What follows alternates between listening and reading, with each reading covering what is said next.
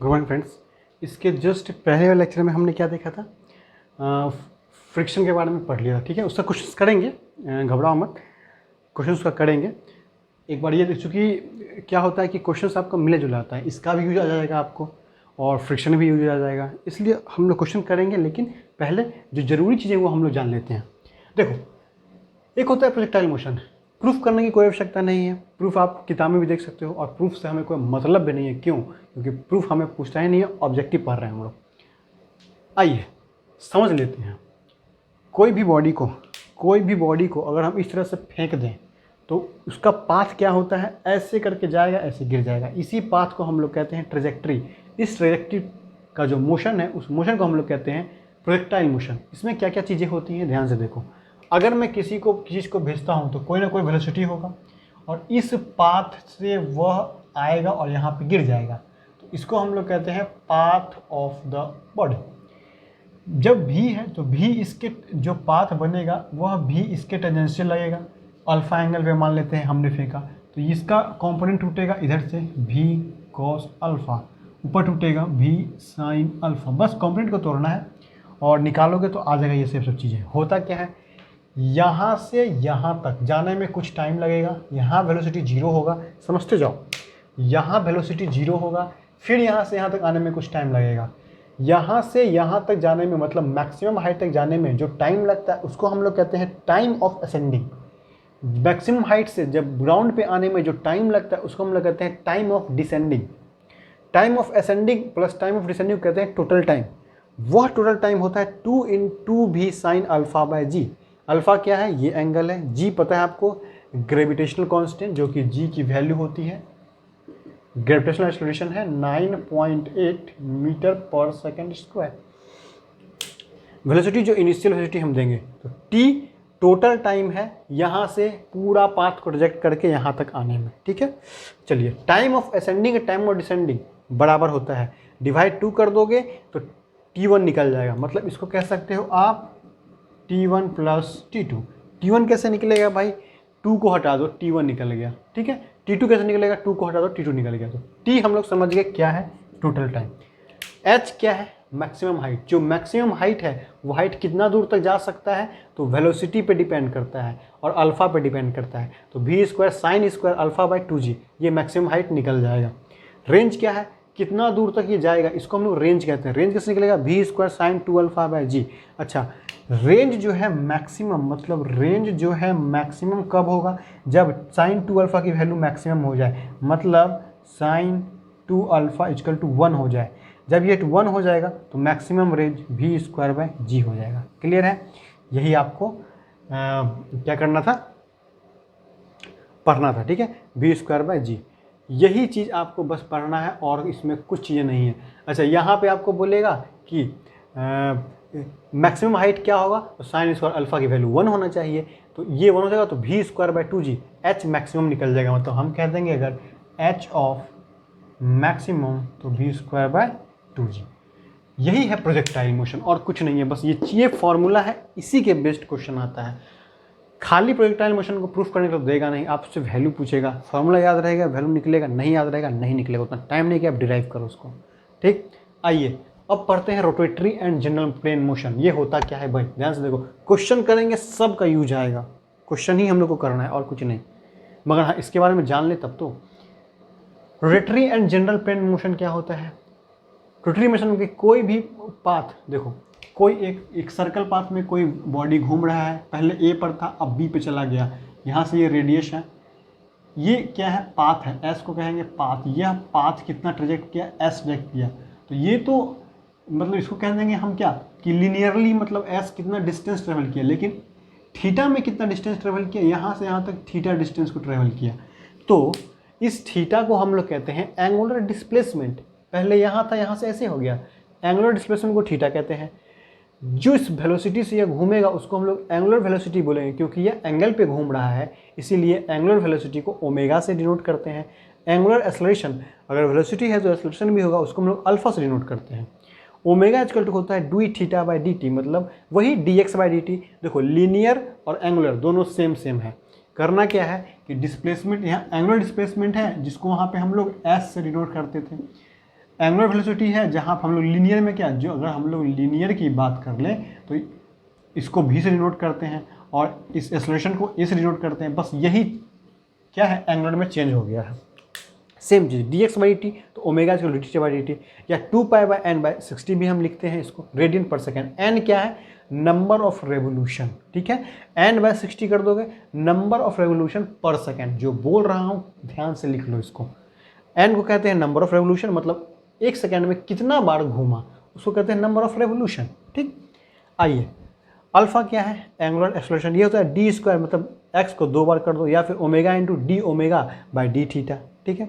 B equal to omega linear velocity, angular velocity, और r क्या होता है, आर होता है जो रेडियस हो, रेडियस ऑफ कर्वेचर कह सकते हो। ये तो सर्किल है ना, हो सकता है कि कोई दूसरा पाथ हो तो इस पॉइंट से मिला देंगे, जितना डिस्टेंस होगा उसको कहेंगे रेडियस। मतलब कहने का कि जो अगर मान लो कोई पाथ इस तरह से है, तो अगर यहाँ पे जो वेलोसिटी है, यहाँ से जिसके अबाउट निकाल रहे हैं उसका डिस्टेंस, उसी को कहेंगे आर, ठीक है। जरूरी नहीं है कि ये रेडियस ही होगा, मतलब जो वेलोसिटी है, टेंजेंशियल जो वेलोसिटी है, उस वेलोसिटी से जिस पॉइंट के अबाउट निकाल रहे हैं उसके बीच का डिस्टेंस हम कहेंगे आर, परपेंडिकुलर डिस्टेंस, ठीक है।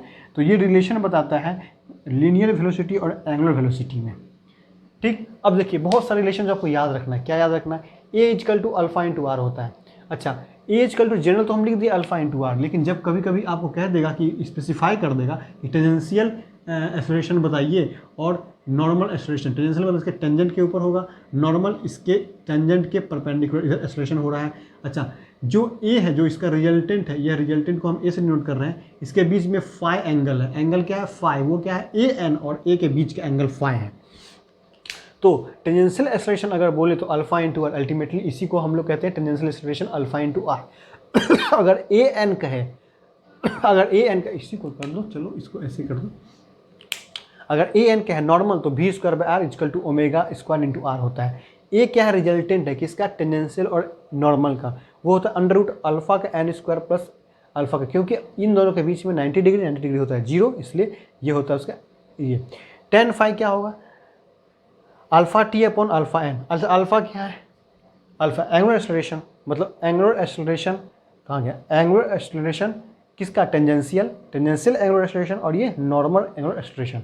ये कुछ फॉर्मूलेज हैं जो कि आपको क्वेश्चन बनाने में आसान पड़ेंगे, ठीक है। इसको नोट कीजिए जल्दी, उसके बाद फिर हम लोग आगे देखेंगे।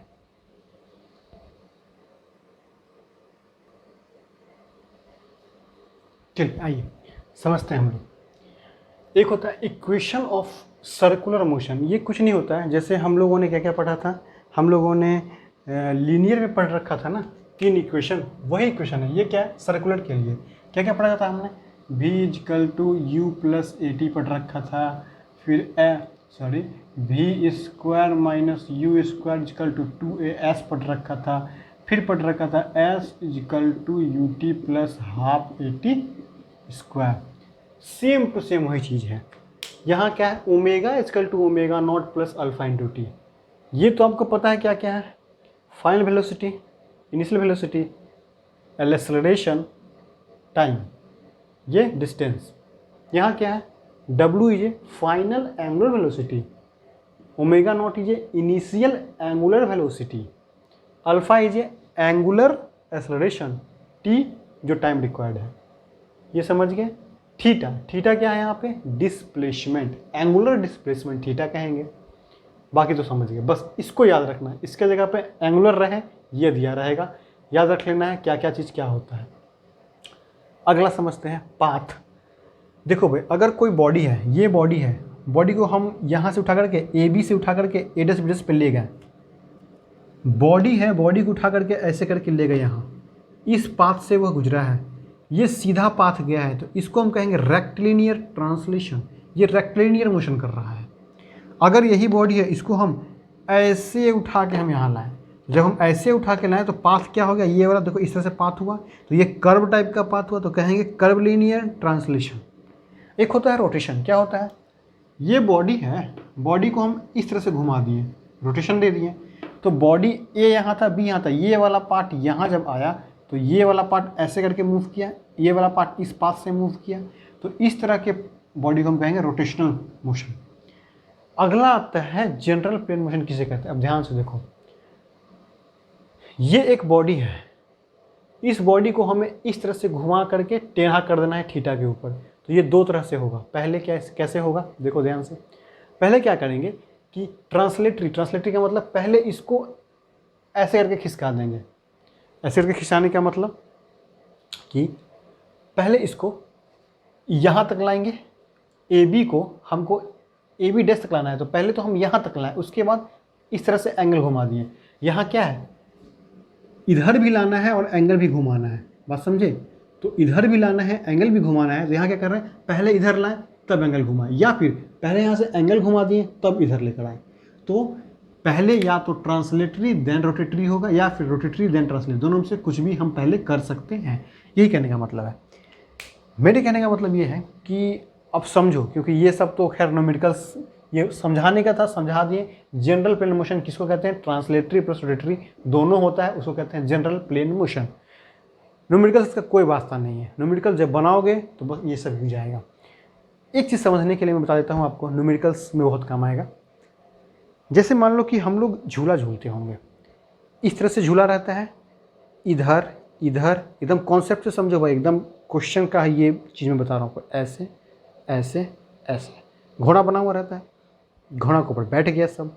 जब यह घूमता है तो एक दूसरे को, मान लो कि हम यहाँ बैठे हुए हैं, कोई यहाँ बैठा हुआ है, हम लोग घूम रहा है, तो मेरे सामने ये देख रहा है, तो हम भी घूमेंगे और इसको, लेकिन हमको लगेगा कि ये रेस्ट में है। क्यों लगेगा रेस्ट में है, क्योंकि हम में दो मोशन हो रहा है। एक तो हम अपने एक्सिस पर भी घूम रहे हैं, और एक हम क्या कर रहे हैं, कर्वलिनियर पाथ पे घूम रहे हैं, मतलब इस तरह से घूम रहे हैं। ठीक है, अब ज़रा देखो, अगर मान लो हम यहाँ देखें, मान लो कि ये पेन है, तो ये पेन है, ये मुझे दिख रहा है। अब ये भी बैठा हुआ है, हम भी बैठे हुए हैं, और ये ऐसे घूम रहा है और हम भी घूम रहे हैं। देखो इधर आ गया। कहने का मतलब हम इसको देख ही रहे हैं, तो हमने पहला मोशन क्या किया, ऐसे था, ये इधर घूम रहा है, हमने पहला मोशन अपने एक्सिस पे घूमे, तब मेरा फेस इधर आ गया। और दूसरा मोशन हमने क्या किया कि हम यहाँ थे, अब हम इस तरह से, क्योंकि हम तो ऐसे भी आ रहे हैं ना, तो ये वाले पाथ पे भी हम घूम रहे हैं, साथ ही साथ हम अपने एक्सिस पे भी घूम रहे हैं इस तरह से। ठीक है, तो हमने दो मोशन किया एक साथ। लेकिन मान लो हमको इस तरह से फिक्स कर दिया जाए, और ये ऐसे है और ये घूम रहा है, मतलब मेरा ये जो घूमने वाला जो नट है यहाँ से, वो हमको फिक्स कर दिया जाए, तो ये ऐसे घूम रहा है। देखो हम कैसे चलेंगे, अब समझ में आया, मेरा फेस इधर ही है। इसका मतलब है कि हम सिर्फ एक ही मोशन कर रहे हैं, कौन सा, कर्व वाला मोशन, कर्वलिनियर मोशन हम कर रहे हैं।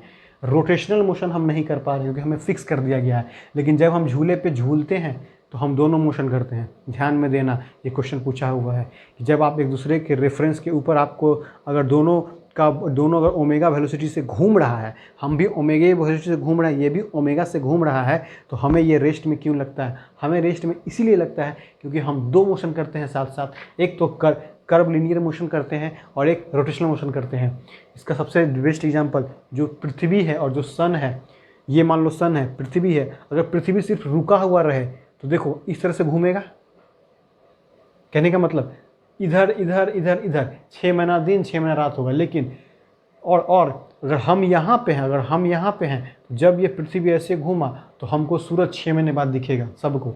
लेकिन ये क्या कर रहा है, हमें सूरज क्या होगा, बहुत तेज़ी से घूमता नजर आएगा, लेकिन ये अपने एक्सिस पे भी रोटेट कर रहा है, इसलिए सूरज हमको स्थिर लगता है कि हाँ सूरज उधर से उगता है। बात समझे, यही होता है क्या, दो तरफ का मोशन। अच्छा, जनरल प्लेन मोशन क्या होगा, दोनों अगर एक साथ होगा उसको जनरल प्लेन मोशन। क्लियर है, चलिए इसको नोट कीजिए, इसके आगे हम लोग फिर करते हैं।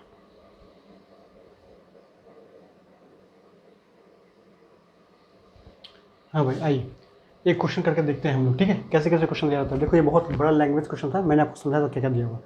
क्वेश्चन में दिया हुआ है कि जो एक प्लेन है, उस प्लेन से P जो है 30 डिग्री के ऊपर वर्क कर रहा है, ठीक है, और यहाँ पर एक वस्तु रखा हुआ है। इस वस्तु को मैं ऐसे ना लिख करके मैंने क्या किया है, एक पॉइंट मान लिया है। इधर मैंने मान लिया है हॉरिजॉन्टल प्लेन x, वो दिया हुआ है। इधर मान लिया है मैंने वर्टिकल, जिसको कि y कह दिया। ये क्वेश्चन में दिया हुआ है, P की वैल्यू 100 न्यूटन दी हुई है, म्यू की वैल्यू 0.2 दिया हुआ है, रफनेस ऑफ द सरफेस दिया हुआ है, m की वैल्यू 10, आपसे पूछ रहा है फ्रिक्शनल फोर्स निकालिए, मतलब f की वैल्यू निकालिए क्या होता है।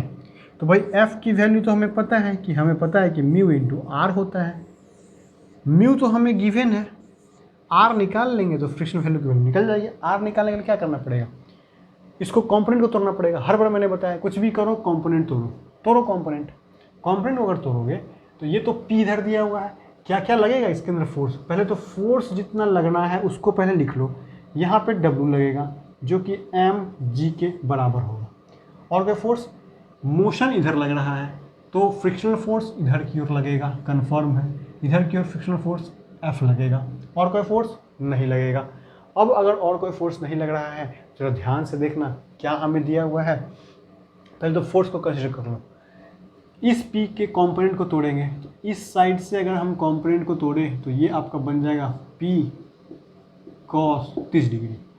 इधर कंपोनेंट टूटेगा, ये बन जाएगा P sin 30 डिग्री। ठीक, अब देखो ऐसा केस है, फॉर्मूला हमें याद ही नहीं रह पाएगा। ठीक है, तो हमें कंपोनेंट ही तोड़ना पड़ेगा। कंपोनेंट तोड़ के कर दो। क्या करते हैं हम लोग भाई, सबके एलोंग क्या करते थे, एक्सपेंड। तो हम क्या करेंगे भाई, एलोंग एक्स डायरेक्शन सारे के सारे फोर्स को कंसिडर करेंगे। एक्स डायरेक्शन में कितने फोर्स है, एक तो फ्रिक्शनल फोर्स इधर लग रहा है, एक इधर लग रहा है। तो F is equal to P into cos 30 degree. ठीक, पहला आ गया। दूसरा, एलोंग वाई डायरेक्शन में क्या करेंगे, इधर लग रहा है क्या, P sine 30 degree, P sine 30 degree is equal to mg। ठीक है, ये लग रहा है। हमें क्या निकालना है, F, तो हमें सिर्फ F इसी से मिल जाएगा। अगर हमें सिर्फ F इसी से मिल जाएगा तो F इज इक्वल टू कहाँ गया, अच्छा P साइन, इधर एक R भी तो लगेगा ना, जो कि रिएक्शन भी तो हमने छोड़ दिया था, रिएक्शन भी तो लगेगा। तो P साइन 30 डिग्री और प्लस में R, तो इधर आपका हो जाएगा प्लस में R। ठीक, ये इक्वेशन नंबर 2। F क्या निकलेगा, P दिया हुआ है 100 इंटू कॉस 30 कितना होता है 1/2, मतलब हो गया 50 न्यूटन आपका आंसर हो गया। ये फ्रिक्शनल फोर्स निकला। ठीक, जब फ्रिक्शनल फोर्स निकला तो अब हम क्या कर सकते हैं, यहाँ से ज़रा देख लेते हैं, आर की वैल्यू निकाल लेते हैं। आर की वैल्यू क्या हो जाएगी, mg। अच्छा, आर की वैल्यू तो वही लगेगी जो वैल्यू ये लग रहा है, mg ही लगेगा।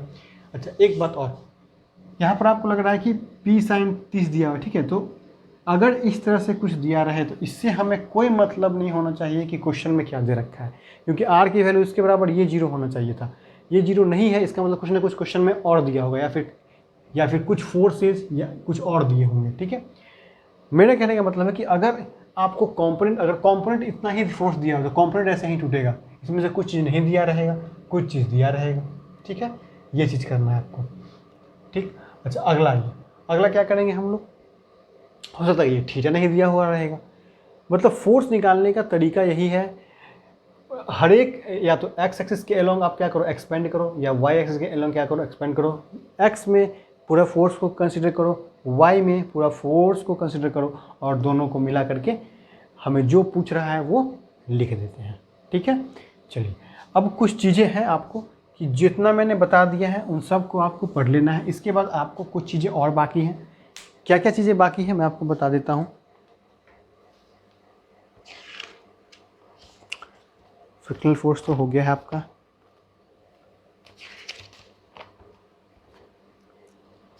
रेक्टिलिनियर और कर्वलिनियर भी आपका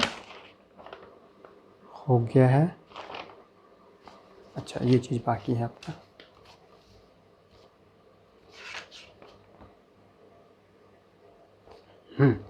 कुछ क्वेश्चंस ऐसे हैं जो कि वर्क पावर एनर्जी से पूछे जाते हैं, वो आपको बताना है। कॉन्सेंट्रेटेड ओवरलोड वाला वो बताना है आपको। जैसे कि मान लो कि इस टाइप का क्वेश्चन बहुत पूछता है। किस टाइप का, मान लो कि यहाँ पे एक पुली लगा दिया, पुली लगाने के बाद क्या किया, यहाँ से इस तरह से इंक्लाइन बना हुआ है और यहाँ पर एक बॉक्स है, यहाँ पर भी एक बॉक्स है। आपको कह दिया इस बॉक्स से एक रोप लगा हुआ है, रोप यहाँ पे है। हमेशा इसको मानना है क्या, ये हमेशा आपको स्मूथ मिलेगा। स्मूथ का मतलब हो गया कि यहाँ पर जो म्यू की वैल्यू है वो, सॉरी, स्मूथ का मतलब है कि जो टेंशन यहाँ क्रिएट होगा वही टेंशन यहाँ भी क्रिएट होगा, टेंशन दोनों में बराबर होगा, ठीक है। इसका अलग मास होगा m1, इसका अलग मास होगा m2। अब इसको ट्रीट करेंगे एज ए इंक्लाइंड प्लेन। कैसे, इस तरह से एक वैल्यू दिया रहेगा, यहाँ पे कुछ एंगल अलग होगा α1, यहाँ पे एंगल अलग होगा α2। कुछ नहीं करना है, कैसा भी प्रॉब्लम हो, बस ये तोड़ना सीख गया तो बस सीख गया। आगे हम लोग करेंगे इसको। यहाँ से चुपचाप इसको W1 दे दोगे जो कि हो जाएगा m1g। कितने फोर्स लगेंगे, एक रिएक्शन सॉरी नॉर्मल लगेगा जो कि यहाँ पे R हो जाएगा, ये भी आपका α1 ही लगेगा। अब हमें ये कहा जाएगा कि बॉडी इधर मूव कर रहा है, तो कंफर्म है कि ये जब इधर मूव कर रहा है तो ये ऊपर की ओर मूव करेगा। ऊपर की ओर अगर मोशन कह दिया है तो नीचे की ओर फ्रिक्शन लगा देंगे F। क्यों, क्योंकि ये वाला हम हमेशा मानते हैं रफ सरफेस। अगर ये प्लेन दे दिया, रफ सरफेस दिया है, तभी जा करके हम इधर की ओर फ्रिक्शन फोर्स लगा सकते हैं। दो चीज़ इसमें दिया रहेगा, क्या क्या दिया रहेगा, एक तो इस पुल्ली को स्मूथ दिया रहेगा। अगर स्मूथ पुल्ली नहीं रहेगा, अगर स्मूथ नहीं रहा तो दोनों में टेंशन अलग अलग हो जाएगा, ठीक। और यहाँ का भी म्यू हमको कंसिडर करना पड़ेगा। दूसरी बात, अगर इधर मूव कर रहा है तो अगर ये मूव कर रहा है तो कुछ ना कुछ एक्सेलरेशन से मूव करेगा, मतलब ए एक्सेलरेशन से मूव करेगा, ठीक है। तो अगर ए एक्सेलरेशन इधर मूव कर रहा है तो ए एक्सेलरेशन से इधर भी मूव करेगा। दोनों का एक्सेलरेशन सेम होना चाहिए। अगर दोनों का एक्सेलरेशन सेम नहीं होगा तो ये रस्सी टूट जाएगा। क्यों टूटेगा, अगर ऐसे जा रहा है तो जितना स्पीड से ये नीचे आ रहा है उतना ही स्पीड से इसको ऊपर जाना पड़ेगा। अगर दोनों में इसका स्पीड ज़्यादा होगा, इसका स्पीड कम हो गया, रस्सी में भार पड़ेगा, टेंशन अलग होगा, रस्सी टूट जाएगी, ठीक है। इसीलिए आइडियल केस में या हम लोग को जो भी पढ़ना है उसमें एक ही चीज़ पढ़ना है कि जो पुल्ली दिया रहेगा हमेशा स्मूथ दिया रहेगा। मैं इसलिए अभी बता दे रहा हूँ क्योंकि आगे जब क्वेश्चन करेंगे हम लोग तो इस टाइप का क्वेश्चन हम लोग को मिलेगा, ठीक है। अब टेंशन हमेशा T क्रिएट होगा और ये एक्सेलरेशन से नीचे जाएगा तो ये एक्सेलरेशन से ऊपर जाएगा। एक केस बनेगा ये नीचे आएगा ये ऊपर जाएगा, उसमें क्या रिएक्शन लगेगा, क्या P लगेगा, कितना फोर्स हमें रिक्वायर्ड है, वो सब पढ़ेंगे हम लोग नेक्स्ट क्लास में, ठीक है। चलिए इसको नोट कीजिए और जितना मैंने बताया सबको नोट्स बनाइए। जब प्रॉब्लम करने लगेंगे हम लोग एक साथ, उसके बाद क्वेश्चन बैंक करेंगे, उसके बाद बहुत सारा क्वेश्चन मैं प्रैक्टिस के लिए दूंगा आपको, वो सब करने लगोगे तब तक आपका फॉर्म भी आ जाएगा। उसके बाद जोर शोर से तैयारी में लग जाओ, ठीक है। चलिए नोट कीजिए इसको।